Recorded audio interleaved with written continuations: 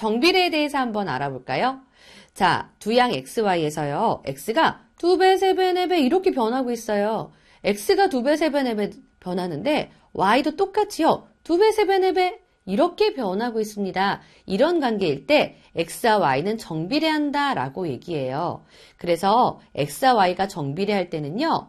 우리가 관계식을 어떻게 나타낼 수 있냐면 y는 2 곱하기 x, y는 3 곱하기 x, y는 4 곱하기 x 이런 식으로 y는 어떤 수 곱하기 x꼴로 나타낼 수 있어요. 자, 이때 곱하는 수 2나 3이나 4나 이런 일정하게 곱하는 값을요. 우리는 비례상수라고 불러줍니다. 자, 그러면 참치 통조림이 1개 있을 때 열량이 200kcal, 2개일 때 400kcal, 3개일 때 600kcal 이렇게 표가 나와 있는데요. 자, x가 2개로, 3개로, 4개로 2배, 3배, 4배 됐어요. 그랬더니 열량도요. 200에 2배 400, 200에 3배 600, 200에 4배 800 이렇게 x가 2배, 3배, 4배 되는데 y도 똑같이 2배, 3배, 4배 되고 있다. 자, x와 y는 정비례합니다. 그러니까 관계식은요. y에다가 어떤 수 곱하기 x꼴로 나타낼 수 있는데 자, 어떤 수인 이 비례상수만 알아내면 되겠어요. 자, x에다가 얼마 곱해야 y가 되는지 이 공통되는 규칙을 찾아보는 겁니다. 얼마를 곱해야죠? 그렇죠. 200을 곱해야 되는 거죠. 그래서 y는 200 곱하기 x. 이때 비례상수는 200입니다. 자, 주의하세요. x에다 어떤 수를 더하는 것, 이런 식은 정비례하지 않습니다.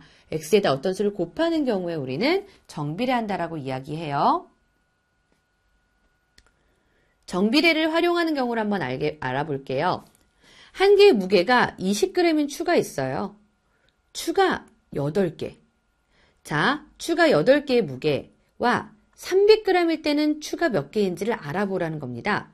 일단 주어진 조건을 보면서 우리가 x와 y를 정하는 거예요. 자, 변하는 두 가지를 x, y로 정하는데 자, 보세요. 추가 늘어나면 늘어날수록 무게도 늘어납니다. 그쵸? 그래서 추의 수에 따라서 무게가 변하니까 추의 수를 x, 무게를 y라고 한번 해볼게요. 추가 1개면 20g, 추가 2개면 40g, 추가 3개면 60g입니다. 보세요.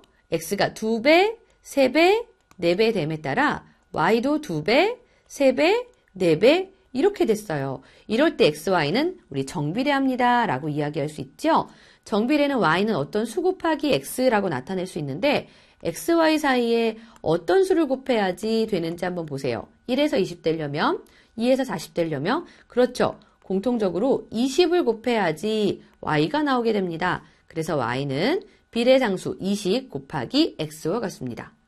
그런데 이때 추가 8개다 라고 해보세요. 추의 수를 x라고 했는데 x가 8이란 얘기겠죠? 그럼 무게는 20 곱하기 추의 수 해서 160g이 되는 거예요. 만약에 300g이라고 그랬을 때 추가 몇 개냐라고 하면 무게를 y라고 뒀으니까요. y가 300입니다. 그럼 y는 20 곱하기 x에서 y가 300이니까 300은 20 곱하기 x, 즉 x가 15개가 된다는 얘기예요. 정비례를 활용해서 문제를 해결할 때는요. 일단 먼저 구하려는 것을 알아보세요. 그리고 주어진 조건을 보면서 x와 y를 정합니다. 그 다음 x, y 사이의 대응관계를 식으로 나타내고요.